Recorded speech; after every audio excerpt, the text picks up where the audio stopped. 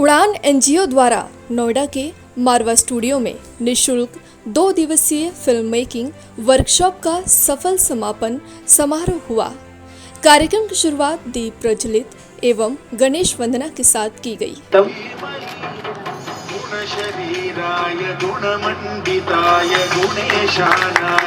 2 दिवसीय film making workshop में आए मुख्य अतिथि और सभी गणमान्य व्यक्तियों का भगवत गीता और अंग वस्त्र भेंट करके स्वागत किया गया। इस वर्कशॉप के समापन सत्र में मुख्य अतिथि पद्मश्री कथक नर्तिका नलिनी और कमलिनी मौजूद रहीं एवं AAFT यूनिवर्सिटी के चांसलर संदीप मारवा, जो उड़ान एनजीओ में संरक्षक के तौर पर सहयोग देते हैं, वो इस वर्कशॉप के समापन सत्र में मुख्य वक्ता के तौर पर शामिल हुए। इस कार्यक्रम में कई फिल्म और कला के क्षेत्र से जुड़े गणमान्य व्यक्ति मौजूद रहे, जैसे प्रतिबिंब शर्मा, अनूप कुमार त्रिवेदी, अनुपम भटनागर, कमलेश मिश्रा और श्रुति मिश्रा आदि लोग मौजूद रहे। आपको बता दें, इस वर्कशॉप का मुख्य उद्देश्य नई पीढ़ी को सिनेमा जगत में राष्ट्र के निर्माण के योगदान को बढ़ाने का रहा है। 2 दिन के इस वर्कशॉप में मारवा स्टूडियो में प्रतिभागियों को प्रैक्टिकल ट्रेनिंग भी दी गई। डॉक्टर संदीप मारवा ने बताया कि इस वर्कशॉप में 25 से ज़्यादा कॉलेजों से 50 छात्रों को चुना गया है, जिन्हें निःशुल्क फिल्म मेकिंग की ट्रेनिंग भी दी गई। साथ ही साथ सिनेमा जगत के बदलते प्रारूप को देखते हुए कैसे अपने भविष्य का निर्माण किया जाए, इस पर भी बच्चों का मार्गदर्शन उड़ान और ICMEI के चेयरमैन संदीप मारवा द्वारा किया गया। इसके साथ साथ संदीप मारवा जी ने बच्चों को आत्मनिर्भर बनने के लिए प्रेरणा भी दी। इसी कार्यक्रम में मौजूद रही कथक नर्तिका नलिनी और कमलिनी ने बताया कि कला के क्षेत्र में आप भी सफल भविष्य बना सकते हैं, लेकिन आपका जुनून और जज्बा बनाए रखना जरूरी है। इस वर्कशॉप का आयोजन किया गया, क्या कुछ जानना चाहेंगे? बहुत अच्छा लगा। करीब 50 बच्चे जो 25 कॉलेजों से यहाँ पर आए दिल्ली यूनिवर्सिटी के, उन लोगों ने 2 दिन के अंदर बेहतरीन इस कार्यशाला में खूबसूरत तरीके से भाग लिया, जहाँ पर story telling, direction, cinematography, editing, post production का सारा तामझाम और इन सभी विधियों को यहाँ पर बताया गया। 2 दिन में कोई फिल्म मेकर तो नहीं बन सकता, लेकिन इस 2 दिन के अंदर हम लोगों ने इनके अंदर एक नया बीज बो दिया। सबसे बड़ी बात तो ये थी कि अगर आप किसी भी तरीके से किसी भी क्रिएटिव आर्ट में आना चाहते हैं, ज़रूरी ये है कि कहीं ना कहीं आपके मन में अपने देश के प्रति, देशवासियों के प्रति एक भावना होनी चाहिए। उसी भावना को हम लोगों ने जागृत करने की कोशिश की है। सर, आपने आत्मनिर्भर की डेफिनेशन भी बताई। आप क्या समझते हैं कि जो इंडस्ट्री है ये तो ऑलरेडी सबसे पहले शुरू से ही आत्मनिर्भर लोगों से बनी इंडस्ट्री लगती है आपको? देखिए, ये एकमात्र एक ऐसी इंडस्ट्री है जहाँ पर सरकार की कहीं मदद नहीं ली गई थी और लोग अपने बलबूते पे, अपने सिर्फ जोश, लगन और जिसे पैशन आप कहते हैं, उसके ज़रिए पूरी इंडस्ट्री हिंदुस्तान में खड़ी हुई है और भारत आज दुनिया का सबसे ज़्यादा फिल्में बनाने वाला देश है।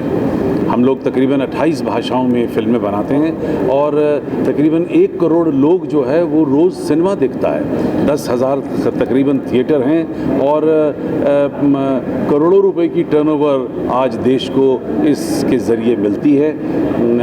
इतना ही कहना चाहता हूँ कि आत्मनिर्भर की जो परिभाषा आज मैंने दी है वो ख़ास तौर पे आज की इस यूथ के लिए लागू होती है कि ये लोग इन शब्दों का मतलब समझें और उन्हें अपनी ज़िंदगी के साथ अपनाने की कोशिश करें। सर, जो वर्कशॉप में जो भी बच्चे आए थे, अगर वो मारवा स्टूडियो से जुड़ना चाहते हैं, यहाँ एडमिशन लेना चाहते हैं, तो किस प्रकार से वो जुड़ सकते हैं? और ये हमने उन्हें बता दिया है कि आप में से जो कोई भी आने वाले दिनों में शॉर्ट टर्म या लॉन्ग टर्म किसी भी कोर्स के अंदर अगर दाखिला लेना चाहता है, उनको फर्स्ट प्रायोरिटी दी जाएगी। स्टूडियो आई है, यहाँ की आपने वर्कशॉप देखी है, तो आपको कैसा लग रहा है और आप बच्चों के लिए क्या कहना चाहेंगी? देखिए, उड़ान जो है समय समय पे अभी आने वाली जनरेशन में जो अपनी भारतीय संस्कृति है उसको विभिन्न माध्यम से प्रदर्शित कर सकें, बच्चों के अंदर वो राष्ट्रीयता, उनकी संस्कृति और साहित्य और प्रदर्शन के प्रति जो भाव है वो सशक्त हो। मीडिया और दूसरी चीज़ें जो एडवांसनेस में चलती है वो तो लेकिन जो उसकी मूल जड़ें हैं उसको समझें। तो ये चीज़ लिखित पुस्तकों में नहीं मिलती है, ये कार्यशाला और उसी से ही आपको ज्ञान आता है। जो अनुभवी लोग हैं वो आके सिखाते हैं। तो उड़ान का ये उद्देश्य रहा और मैं हमेशा इस चीज़ को बहुत सराहती हूँ, क्योंकि अगर जिसे कहते हैं ना, प्यासा कुएं के पास जाए या कुआं प्यासे के पास, उड़ान का ये प्रयास रहा है कि हर कॉलेज के बच्चों को मिलके जो उनके सोच है उसमें भारतीयता की कहाँ तक झलक हो सकती है और आगे आने वाली जो टेक्नोलॉजी है उसका हम किस तरह से मिश्रण करके सामने ला सकते हैं। जिसे कहते हैं ना, एक पाँव पीछे होता है, एक आगे होता है। तो एक अपनी जो परंपराएं हैं उसमें रहें और एक आने वाली एडवांसनेस टेक्नोलॉजी को दोनों को मिश्रित करके हम कैसे करें।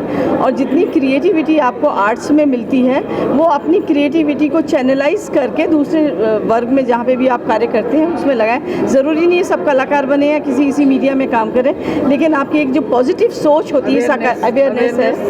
The youth is the attitude of उड़ान। तो ये हम लोग 5 साल से उड़ान के साथ जुड़े हुए हैं। कोरोना टाइम में हम लोगों ने ऑनलाइन क्लासेस ली थी एज ए मेंटर ऑल्सो। तो ये बहुत अच्छी सोच है और जिसके पीछे अनुपम भटनागर जी, श्रुति जी हैं जो आज भी उपस्थित थे, और हम नृत्य विधा को रिप्रेजेंट करते हैं, कथक नृत्य को। तो बहुत अच्छा है कि we pick the talent from the college, youth from the college and motivate them towards our indigenous values as Nalini ji was saying. तो क्या होता है, नहीं तो क्या होता है, हमारे बच्चे जो है, स्टूडेंट्स जो हैं, वो अपने वार्डरोब तो देखते नहीं हैं, उन्हें जो दूर दिखता है उन्हें लगता है बहुत अच्छा है, तो कैप्टिवेटिंग है। बट हमें उनको बताना है कि आप कितने एनरिच्ड हैं, कितने खूबसूरत हैं। सर, 2 दिन का वर्कशॉप आयोजन किया गया उड़ान की तरफ से, क्या कुछ कहना चाहेंगे बच्चों के लिए? बच्चों का मैंने उत्साह देखा। जैसे मैंने कहा कि हर एक समापन एक नई शुरुआत होती है और आज मैंने एक नई शुरुआत होती हुई देखी है और सपने देखे हैं। उस वर्कशॉप में पार्टिसिपेंट्स जितने भी बच्चे थे उनकी आंखों में सपने थे और उन सपनों के साथ सच्चाई भी थी कि वो कुछ ज़रूर करेंगे आने। किसी को एक्टिंग के क्षेत्र में जाना है या फिर मीडिया के क्षेत्र में जाना है, तो कोई ऐसा एक, आप तो बहुत बड़े सीनियर पत्रकार हैं, एक गुरु मंत्र अगर देना चाहे बच्चों को कुछ?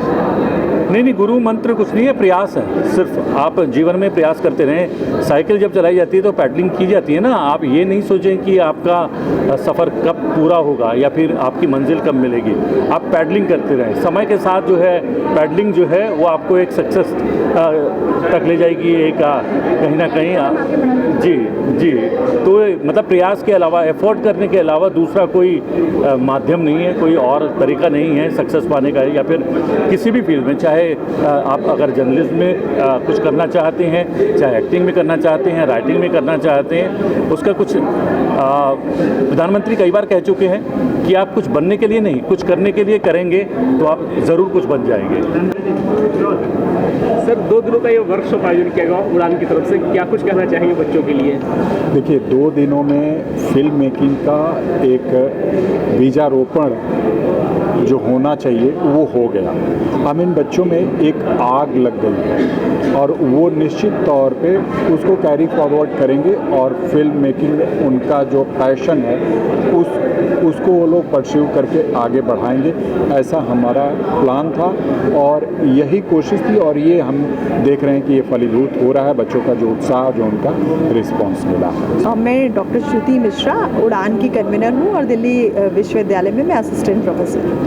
2 दिनों का ये वर्कशॉप आयोजन किया गया था बच्चों के लिए, तो आने वाले दिनों में उड़ान और ऐसा और क्या कार्यक्रम करने होते हैं? देखिए जैसा कि कल हम लोगों ने बताया था कि उड़ान वर्ष 2016 से लगातार कार्यक्रम कर रहा है। हम उड़ान फेस्ट आयोजित करते हैं और इसके अलावा हम पूरे साल वर्कशॉप कंडक्ट कराते हैं। हमारे हर वर्टिकल में ना अलग अलग कैलेंडर्स बनते हैं, जैसे कि अभी आपने ये देखा कि फिल्म वर्टिकल की वर्कशॉप हुई है। इसके अलावा हमारे साथ थिएटर की वर्कशॉप है, विजुअल आर्ट है, हमारे यहाँ डांस है, डिबेट है, लैंग्वेज है। तो अभी आने वाले दिनों में हमारी अभी एक वर्कशॉप हमारी ऑलरेडी चल रही है, वो जो थिएटर की वर्कशॉप है, 15 डेज़ वर्कशॉप है एवरी सैटरडे एंड संडे, जिसमें हमारे स्टूडेंट 2 प्ले पर काम कर रहे हैं और उस प्ले को लेकर हम ऐसी आशा कर रहे हैं कि हम उसको एक बड़े स्तर पर उस नाटक को दिखाने वाले हैं। वो झांसी की रानी पर है। और इसके अलावा अभी 15, 16 और 17 जुलाई को हम ललित कला अकादमी और उड़ान मिलकर एक आर्ट पर ललित कला के साथ हम एक जो आज़ादी के अमृत महोत्सव की थीम को ध्यान में रखकर एक 3 दिन का नेशनल सेमिनार कर रहे हैं,